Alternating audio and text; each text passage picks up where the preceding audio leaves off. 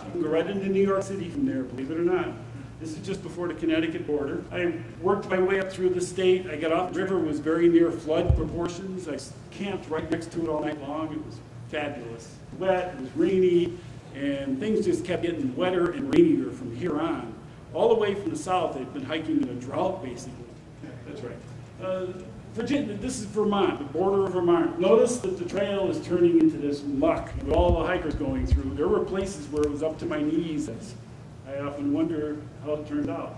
And of course, if you're a ham, there's Podunk Road up in Vermont. I didn't know there was one, but there it is. I'm crossing into New Hampshire. It crosses over the Dartmouth Bridge, Dartmouth, New Hampshire, where the college is in Hanover. The fellow on the left, his name is Walkie Talkie, because he walks and talks so much, has nothing to do with radio.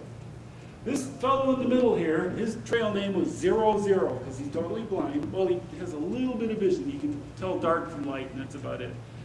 And he hiked the trail in 2008. He fell, I think, 4,000 times. He's slippery when icy or wet. Be cautious and consider an alternate route. Lincoln, New Hampshire.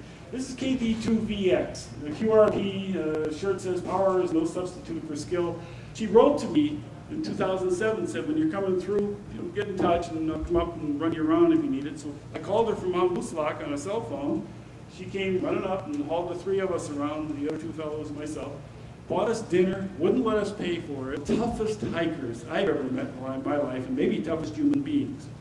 This one on the left here, she works for LL Bean. She's got a PhD, and she took the summer off to research hiking the AT. Her trail name was Slayer because one night, very near the beginning of the hike, she fell over and fell on somebody's tent and destroyed the tent. So she was a tent slayer. These names come from anywhere. This is Wild Oats. Now, Wild Oats is the sister of the one next to her. Her trail name is Bone Lady. This is sunset at Lake of the Clouds.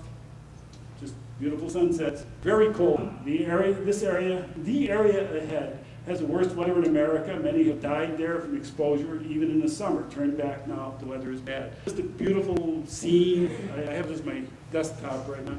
The trail just goes over here, and goes over here, and goes over here, and over here, and over the peak. Overall, I wore four pairs of shoes on the hike. The three of them totally destroyed. This pair only had about 200 and something miles on them. And what usually happens when they wear out, the soles don't wear out. Usually because of the flexing, the toes start to fall off the shoes.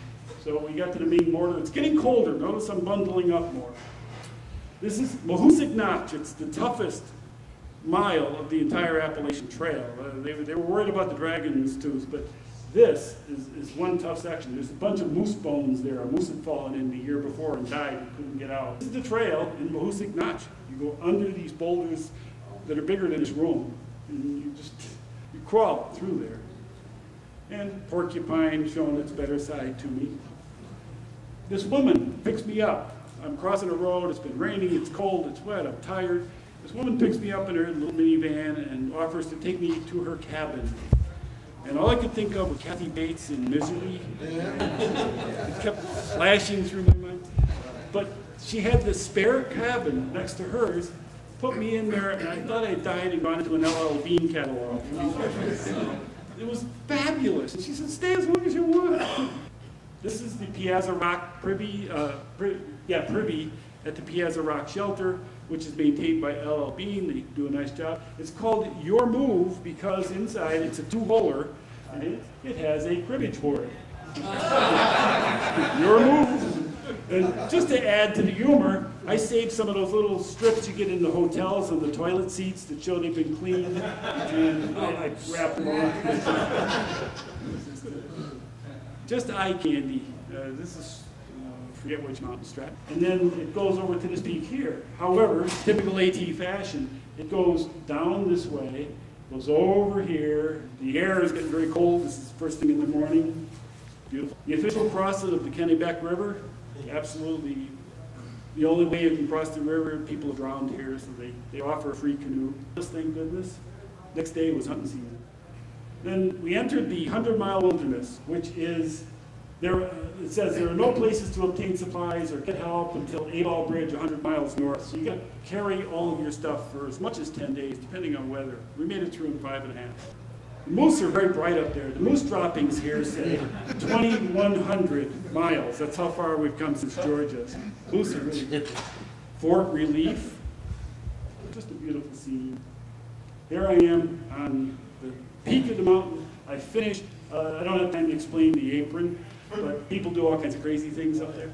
But I made it, I finished, I was there at the end of 2,200 miles of hiking.